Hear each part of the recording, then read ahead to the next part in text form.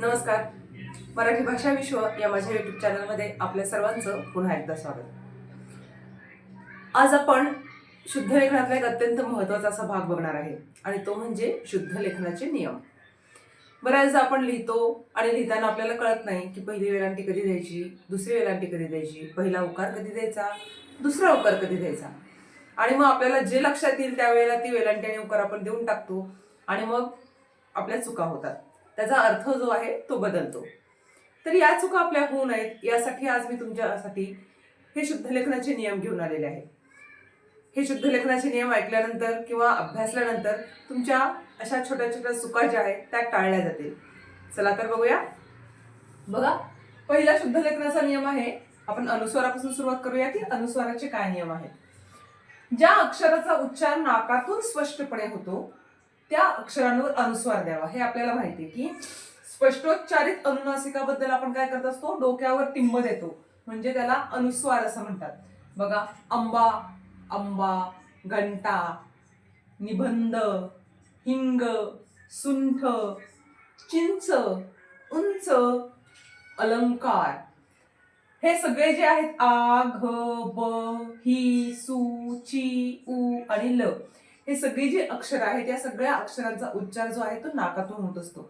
त्यामुळे त्या सगळ्यांवरती आपण काय करायचंय, शीर्षबिंदू द्यायचा आहे, म्हणजेच अनुस्वार द्यायचा आहे.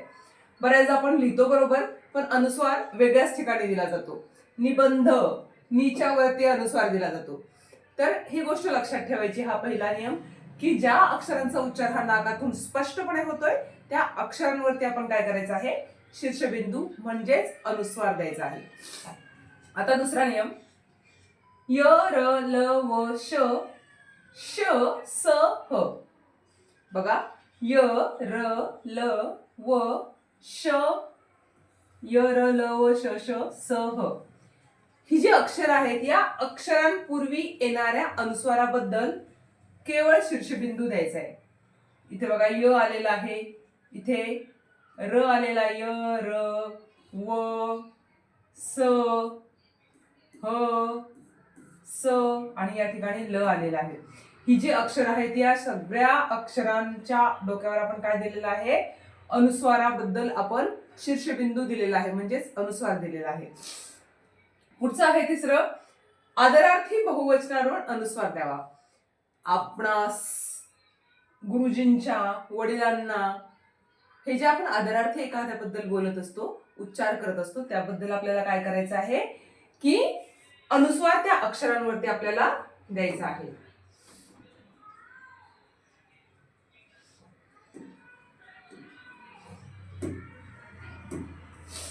पुढे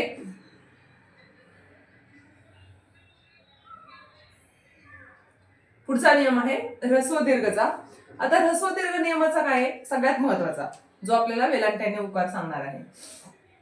मराठीतील तत्सम शब्द, तत्सम म्हणजे काय की संस्कृत भाषेमधून मराठीमध्ये जसेच्या तसे जे शब्द आलेले आहेत त्याला आपण तत्सम शब्द असं म्हणतो. इकारांत व उकारांत शब्द दीर्घ लिहावे. बघा, मराठीतील तत्सम शब्द म्हणजे संस्कृत भाषेतून आलेले शब्द ते इकारांत आणि उकारांत असतील तर ते दीर्घ लिहावेत. आता कोणते असे शब्द आहेत, कवी, इकारांत आले, गती, इकारांत आले, गुरु, उकारांत आले, हरी, विधी, मती, हे सगळे जे आहेत हे इकारांत शब्द आहेत. इकारांत आणि उकारांत ज्यांना आपण काय करणार आहोत, वेलांटी त्यांची जी आहे वेलांटी किंवा उकार ती दीर्घ देणार आहोत. पण या गोष्टीला एक अपवाद आहे. अपवाद म्हणजे एक्सेप्शनल केस, काही गोष्टींना असते तशी इथे या नियमाला सुद्धा अपवाद आहे. आणि तो अपवाद आहे की आणि, परंतु, किंतु, तथापि, हे जे शब्द आहेत याला आपण काय म्हणतो, आणि, परंतु, किंतु, तथापि उभयान्वयी अव्यय असतात. हे की दोन शब्दांना बऱ्याचदा जोडण्यासाठी याचा वापर केला जातो. तर हे जे उभयान्वयी अव्यय आहेत किंवा हे शब्द आहेत आणि, परंतु, किंतु, तथापि, हे चार शब्द जे आहेत या चार शब्दांचे मात्र शेवटची अक्षरं जी आहेत ती ऱ्हस्व लिहिली जातात, त्यांना दीर्घ वेलांटी दिली जात नाही. पुढचा नियम आहे एकाक्षरी शब्दातील इकार व उकार दीर्घ लिहावा. एक अक्षरी शब्द, मी, तू, ही, ती, पी, जी हे सगळे एक अक्षरी शब्द आहेत. या एक अक्षरी शब्दांचा उकार जो आहे किंवा वेलांटी जी आहे ती कायम दीर्घ असते, ती पहिली कधीही नसते, हे लक्षात ठेवा. आता इथे या ठिकाणी सुद्धा एक अपवाद आहे आणि तो अपवाद म्हणजे नी हे अक्षर. फक्त नी आणि ऐवजी कधी कधी आपण नुसतं नी हे अक्षर वापरतो, तर ते अक्षर मात्र ह्रस्व लिहिलं जातं. पुढचा नियम आहे अकारांत शब्दांचे उपांत्य अक्षर दीर्घ लिहावे. अकारांत शब्द उपांत्य अक्षर दीर्घ लिहावे. या ठिकाणी बघा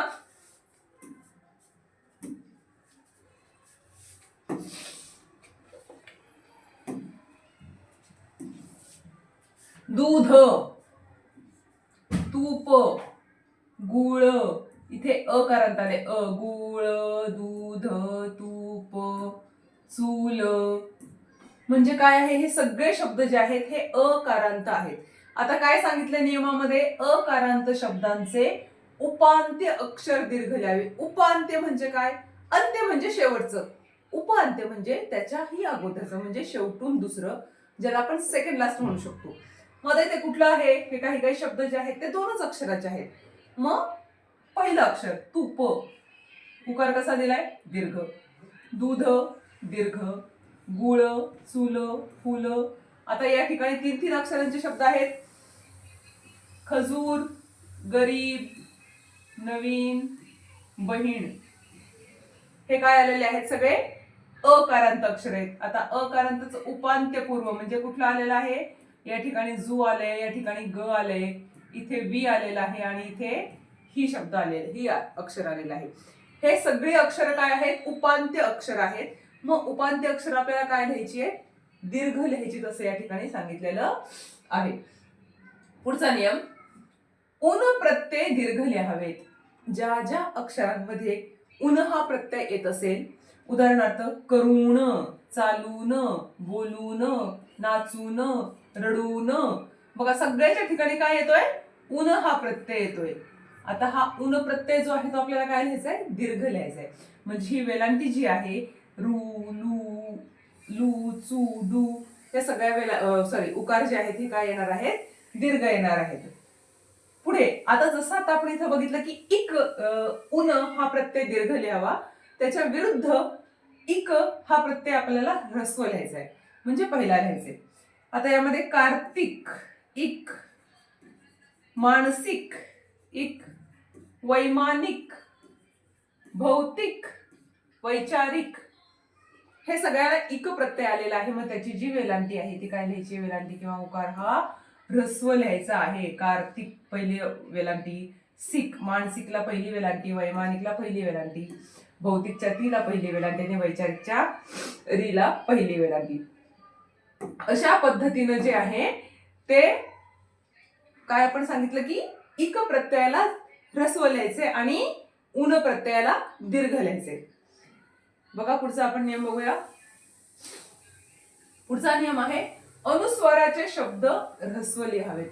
ज्या ज्या अक्षरांवरती अनुस्वार आहे ते ते ह्रस्व लिहायचे. तिथे बघा चिंच, कुंदा, फुंकर, भिंत, निंदा, पिंकी, सुंठ आणि सुंदर यामध्ये ज्या ज्या अक्षरांवरती आपण अनुस्वार दिलेला आहे त्या त्या अक्षरांना जी वेलांटी किंवा उकार आलेला आहे तो आपण ह्रस्व लिहिलेला आहे आणि तो ह्रस्वच लिहितात. पुढचा नियम आहे जोडाक्षरापूर्वीचं अक्षर जे आहे ते ह्रस्व लिहावं. अक्षर ज्यावेळेस आपण लिहितो बघा इथे दिल्ली, दिल्ली ली हे काय आहे, जोडाक्षर आहे. मग त्याच्या अगोदरचं अक्षर काय आहे, दी, हे आपण कसं लिहिलंय, ह्रस्व लिहिलेलं आहे. तसंच इथे अस्तित्व, दिव्य, गलिच्छ, संक्षिप्त हे जे काही सगळे जोड शब्द आहेत, जोड शब्द, या जोड शब्दांच्या अगोदर जे अक्षर येईल ते अक्षर आपण कसं लिहायचंय, ह्रस्व लिहायचंय. पुढे बघा पूर हा ग्रामवाचक शब्द नेहमी दीर्घोपांत्य लिहावा. पूर, नागपूर, सोलापूर, पंढरपूर, कोल्हापूर हे सगळे जे पूर आहेत हे पूर काय लिहायचे असतात, त्याला दीर्घ लिहायचे. दीर्घ वेलांटी किंवा दीर्घ उकार आपण या ठिकाणी देणार आहोत. तर हे असे आहेत शुद्ध लेखनाचे नियम, जे नियम वाचल्यानंतर, ऐकल्यानंतर, अभ्यासल्यानंतर तुमच्या लिखाणामध्ये फरक होणार आहे. तुमचं लिखाण जे आहे ते शुद्ध होणार आहे. अशाच आणखी नवीन नवीन व्हिडिओसाठी माझ्या चॅनलला सबस्क्राईब करा, लाईक करा आणि शेअर करा. धन्यवाद.